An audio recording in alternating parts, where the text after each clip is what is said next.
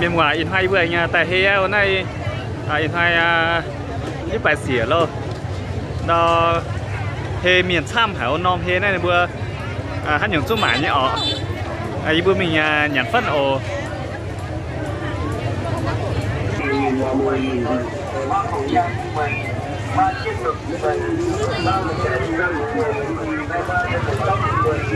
Ra miền Nam hả ô?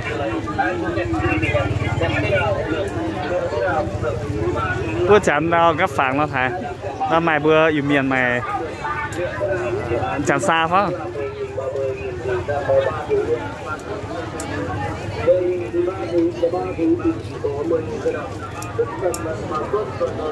Chưa. Ôi bữa mình nhả phân rồi. Nom hê xe phân xe khu gì ạ? Khả năng để xe với chẳng thành dây. Nói chủ tiên tiên bữa mình mặc.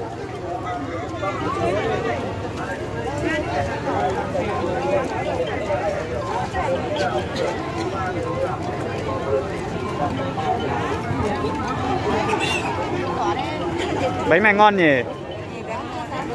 Người Dao à? Yêu miền à? Người Dao Bằng à? Người Dao Bằng à? Vâng, cảm ơn nhá.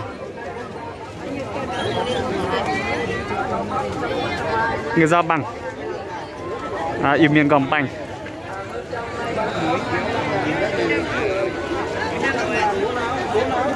Nên thế phải miêu này. Đang vừa tỏ tranh cu tỏ che tại mãi hai cái đó này. Che này, để che xe khu ở.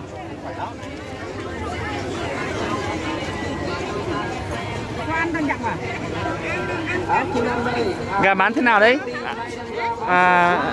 Tuần này ít kịp bị chật xanh à? Kịp lâu. Ít bướp lâu à? Ồ. Cảm ơn nhá. Tí nữa quay lại. Nó tỏ chân nọ thầy. Bán thế nào đấy? Bán này lấy đi. Ít tủ bị chật xanh à? Ít tủ 100 chật xanh thế này. Thế à? Cảm ơn nhé. Đi vào trong kia một tí đã. Cái này là bữa tỏ tranh chơi tài mã này. Trên đúng là thật lo vậy. Dạy kg để che dạy bé phê để xin ít bướp lâu.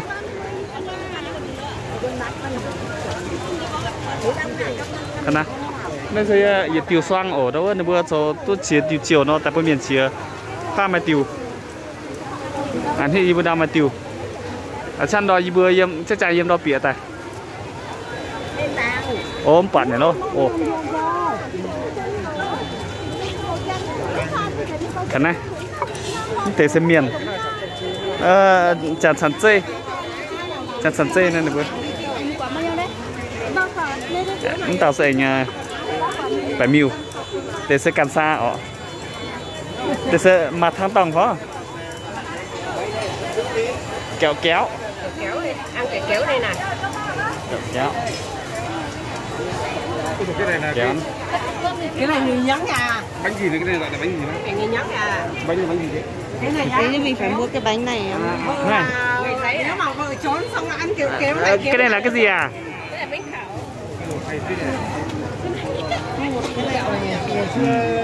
Tí nữa về ở Tăng nướng đường nó quật chẳng cắt đấy đi. Vâng, tí nữa về đó. Tần này nhìn sao mà hơn đau sân bướm mẻ tê phân nhỉ. Cái này phở này phở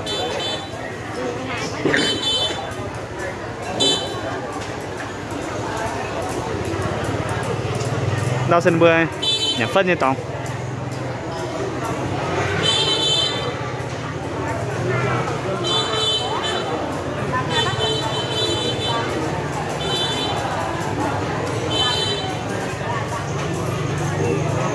gọi phở gì? Phở xương à? 2 bát phở xương bà ơi. Đây.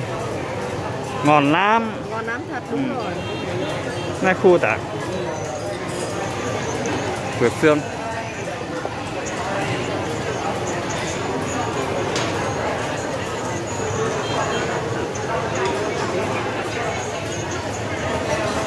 đó này vừa tôi sẽ lao chung Việt Nam mung như cán chung tài dạ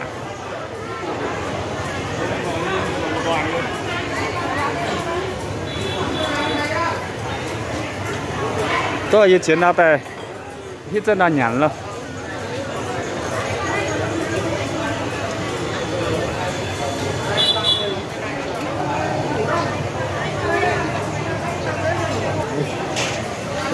nông hệ xe hát tàu chung tại này hiểu tôi ở Việt Nam mung lại châu xe này lưu bài xỉa trên đom sản vừa hát tàu chung tại này nhản lùng đom ha mày vừa chặt xe vừa yêu miền mày bể chặt xa chặt nia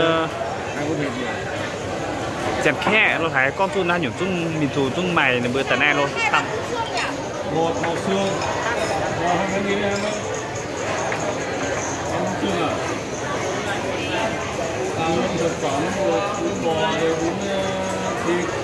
để vừa bắt cảnh tàu tốt tài đâu để vừa chỗ trên đâu nên để vừa chỉ tăng chỗ trên gì một xương này một bún thịt một bún bò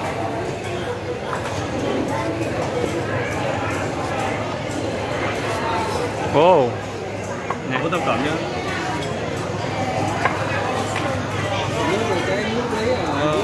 bún đây bún bò bún thịt cho ít bún đi nhá chị ơi cái này không phải để tất cả cho thêm thịt bò vào quay và cho em thêm ít thịt bò nữa để em quay đâu cái này ô khu hậu đào thì chán được vừa mấy tụ này vừa là chơi vừa xe chế chặt xe mà mấy tụ đâu chặt xe hỏa nó đó này Triều Tiên được vừa cả đàn này TC đúng không? Lại cam đâu rồi? Ở đó này.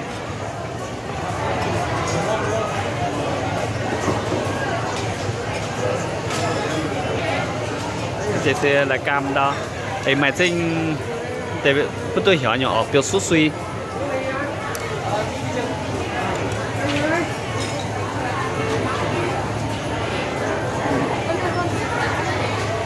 Nên chiều anh ti tiên ra cái thân phun bạc.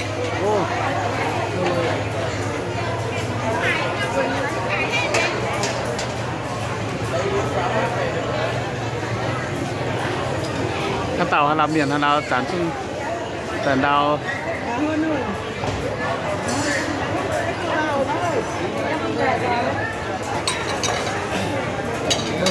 sẽ khá khôn nhỉ?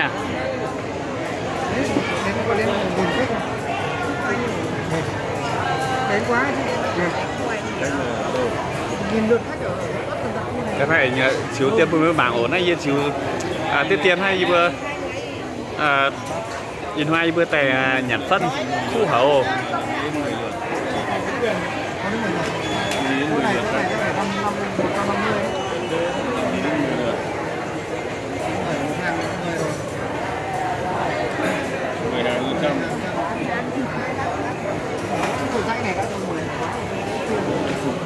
còn hai bên đúng không?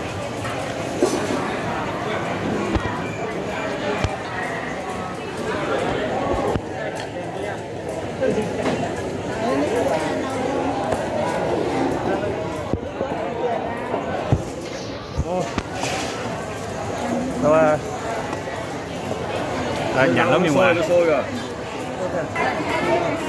đây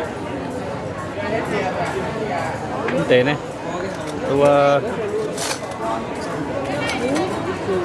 tùng vung ở vung nên họ tệ cảm đấy hả tệ sẽ phụ tôi chiếu nó tệ họ ở làm gì với mình vừa mảng này yên như trung nam tệ tán hắn nó họ ở làm gì các bạn cháu một bát bún thịt bát bún